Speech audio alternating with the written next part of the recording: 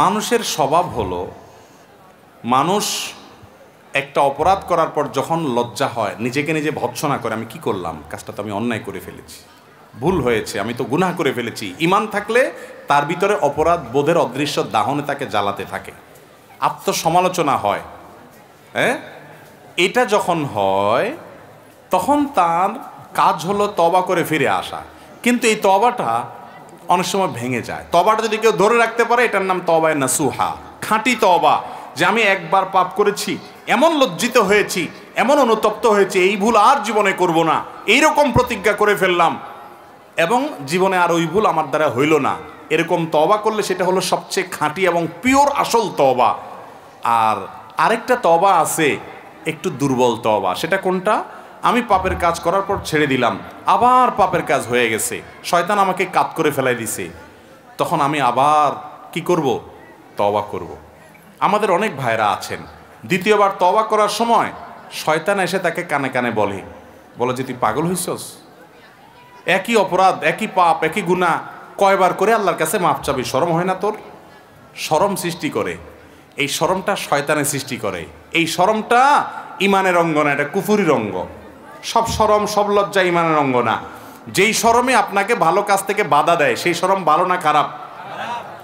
আপনার গোসল ফরজ হয়েছে, স্বপ্নদোষ হয়েছে, যুবক মানুষ গেছেন আত্মীয় স্বজনের বাড়িতে বেড়াইতে, এখন যদি তাদের কাছ থেকে লুঙ্গি চান, লুঙ্গি নিয়ে যান নাই, লুঙ্গি চান এবং যে সবাই সামনে পুকুরে জুবজুবায়া গোসল করেন, বাথরুমে ঢুকে গোসল করেন, তাহলে শরমের কথা কি বলবে সবাই? হ্যাঁ, যে তার গোসল ফরজ হলো কেন, সবাই কি বলবে না বলবে, এই লজ্জার চোটে আপনি আর কিছু বললেন না, হেমনে ফজর পড়ে ফেলাই দিলেন বা নামাজ পড়লেনই না, বাড়িতে আসি পরে পড়লেন। এই লজ্জাটা কি ইমানের অঙ্গ না কুফুরির অঙ্গ? যেই লজ্জা আপনাকে আল্লাহর নির্দেশ পালন করা থেকে দূরে রাখে, এই লজ্জাটা ইবলিসে সৃষ্টি করে। এই লজ্জা বর্জন করতে হবে। এখানে কিসের লজ্জা? আমি আল্লাহর ফরজ বিধান পালন করতে যাব, এখানে যদি লজ্জা শয়তান সৃষ্টি করে, সে লজ্জার মাথা ভেঙে দিয়ে করে ফেলতে হবে হিম্মত করে। এটা বলে সৎসাহস। সৎসাহস যদি দেখায় করতে পারেন, কে কি মনে করলে করুক, আমি ফরজ নামাজ তো ছাড়তে পারি না, আমার জীবন চলে গেলেও ছাড়তে পারি না, আল্লাহ আমাকে শাস্তি দিবেন, সেই জন্য আল্লাহর ভয়ে সমস্ত লজ্জার মাথা খেয়ে, এই অন্যায় লজ্জা, বেহুদা লজ্জার মাথা খেয়ে আমি যদি কাজটা করি, এটা হলো প্রশংসার দাবিদার। ঠিক না ঠিক? একইভাবে আপনি এই জাতীয় লজ্জা যখন হবে, অন্যায় লজ্জা যখন হবে, যে লজ্জা আপনাকে গুনাহ করার পর তওবা থেকে দূরে সরাবে, ওই লজ্জা বুঝাবেন ইবলিস সৃষ্টি করতেছে।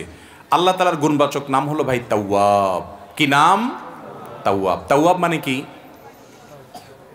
আল্লাহু আকবার। তাওয়াব মানে হলো যিনি রিপিটেডলি বান্দাকে ফরগিভ করেন, ক্ষমা করেন, বারবার ক্ষমা করেন, বারবার ক্ষমা করেন। বান্দা একবার ভুল করে মাফ চাইছে, আল্লাহ আবারও মাফ করেন, আবারও ভুল করছে, মাফ চাইছে, আবারও আল্লাহ মাফ করেন, বারবার মাফ করেন যিনি।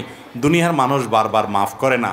আল্লাহ তাআলা আরহামুর রাহিমিন, আল্লাহ তাআলা গফুর, আল্লাহ তাআলা সত্তার, আল্লাহ তাআলা গফফার, মহা ক্ষমাশীল, বারবার তওবা কবুল করেন।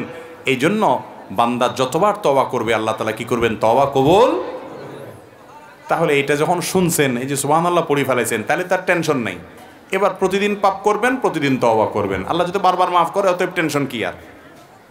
কি বলেন? একজনের বাড়িতে একটা মলম আছে, সে জানে এই মলমটা এত কার্যকর মলম যে কোথাও কাটা গেলে, পোড়া গেলে, সেই পোড়া জায়গায়, কাটা জায়গায় এই মলম লাগাইলে সাথে সাথে রক্ত বন্ধ হয়ে যায় এবং ব্যথা ট্যাথা কমে যায়, ভালো হয়ে যায়। এই মলমটা তার কাছে আছে।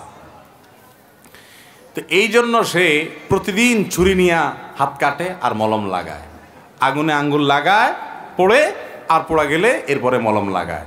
এরা আপনি কি বলবেন?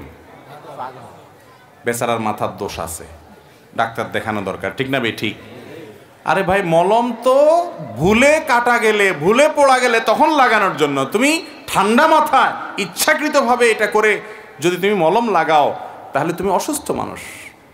ঠিক তেমনি ভাবে যে ব্যক্তি মনে করে আল্লাহ তো বারবার মাফ করবে, তাহলে আমি পাপ করতেই থাকি, এ হলো বেপরোয়া। এর মাফ হওয়ার সম্ভাবনা কম, কারণ বান্দা যখন ভয়ে সন্ত্রস্ত হয়ে মাফ চায় তখন আল্লাহ মাফ করে। আর যদি বেপরোয়া হয়ে যায় কিছু না, আল্লাহ তো মাফ করবই। এরকম কিছু লোক আছে নিজেরা খুব বেশি ইমানদার মনে করে যে আরে আল্লাহ না মাফ করবে, অসুবিধা নেই। বন্ধু বান্ধবরা বিশেষ করে আকাম কুকাম করার সময় আপনাকে ফুসলাবে, বলবে যে আরে আল্লাহ মাফ করে দিবে, কিছু হবে না, এক টান দে।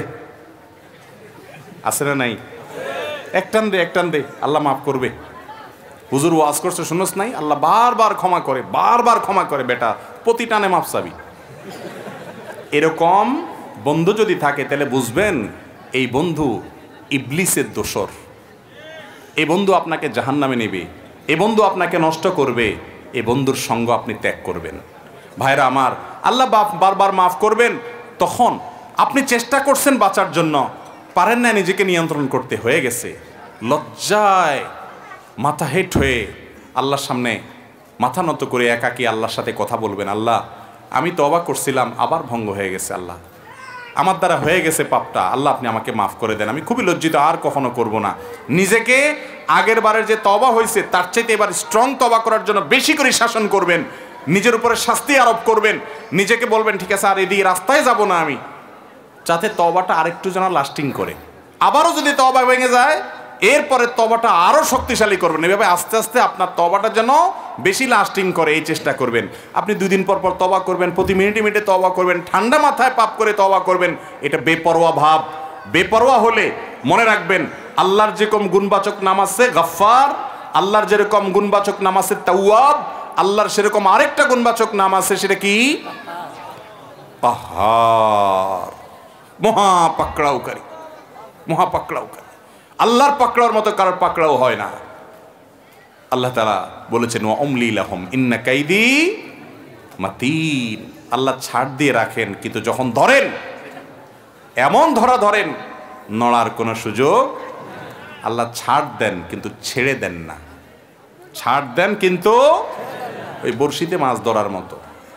মাছ যখন বড়শি গিলে ফেলে, মাছ ধরেন না, টান দেয়, বড়শির মুখে যখন, মাছের মুখে যখন বড়শি লেগে যায় তখন কি করে? প্রথমে ছেড়ে দেয়, রশি ছাড়ে না, যে তার শক্তি যা আছে এতে লাফালাফি করি যেন সব শেষ হয়ে যায়। যখন শেষ হয় এরপরে কি করে? আস্তে করে কন্ডা শুরু করে, ঠিক না ঠিক? তো মাছ আলা যেরকম ছাড় দেয় কিন্তু একসাথে ছেড়ে দেয় না, আমার মালিকও ছাড় দেন কিন্তু ছেড়ে দেন না। ও অপরাধকারী ভাই আমার, আল্লাহ তাআলা ক্ষমাশীল, এ কথা শুনে বেপরোয়া হয়ে যায়েন না। আল্লাহ যে কঠিন পাকড়াওকারী সেটাও মাথা রেখেন। আল্লাহ তাআলা আমাদেরকে সেভাবে তওবা করার তৌফিক দান করুন। তাহলে তওবা করে, তওবা যদি ভেঙে যায় মন খারাপ করা যাবে না। শয়তান যদি আইসা আপনাকে তখন নিরাশ করে দেয়, না তোর আর মাফ হবে না বেটা, এতবার মাপ চাইছিস তারপরেও ভেঙে গেছে, দূর আর কি লাভ হবে, তা কাকাম কুকাম করতে থাক, দেখা যাক পরে একসাথে কিছু একটা হয়ে যাবে। বুঝবেন যে ইবলিস বড়টা লাগছে আপনার পিছনে।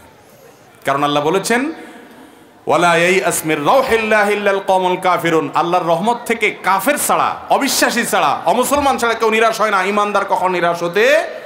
আল্লাহ বলেছেন লা তাকনাতু মির রাহমাতিল্লাহ, বান্দা আল্লাহর রহমত থেকে নিরাশ হয়ো না। আমাদের অনেক ভাইরা আছেন বলে এত পাপ করছি, এত অপরাধ করছি, এত মেয়ের সাথে হারাম সম্পর্ক করেছি, এত অন্যায় করেছি, আমার বোধহয় মাফটা পার হবে না রে। সে নিরাশ হয়ে যায়। কেউ দাওয়াত দিল বলে না আল্লাহ আমারে মাফ করবেন না। আল্লাহ বলেছেন তাদেরকে লা তাকনাতু মির রাহমাতিল্লাহ, ও পাপিষ্ঠ, যে নিজের প্রতি অনেক জুলুম করেছো, অনেক অবিচার করেছো, অনেক ক্ষতি করেছো, লা তাকনাতু, নিরাশ হয়েও না আল্লাহর রহমত থেকে।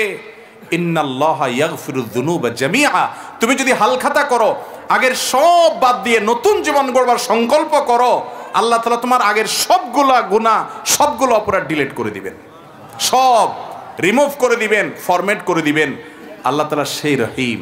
কিন্তু প্রতিজ্ঞা করতে হবে পরিবর্তন করে আসার, নতুন জীবন গড়ার সংকল্প করব না ইনশাআল্লাহ। আরে ये कुश्ती तो है उम्र भर की, कभी वो दबा ले कभी तू दबा ले। শয়তানের সাথে লড়াই তো ভাই আজীবনের। কখনো শয়তান আপনাকে হারায় ফেলবে, আপনি উঠে আবার তওবা করে শয়তানকে হারায়া তওবাটাকে একটু লাস্টিং বেশি যেন হয়, বেশি দিন যেন তওবাটা টিকে থাকে, সহজে না ভাঙে, এই চেষ্টা করবেন। আল্লাহ তাআলা আমাদের সবাইকে তৌফিক দান করুন।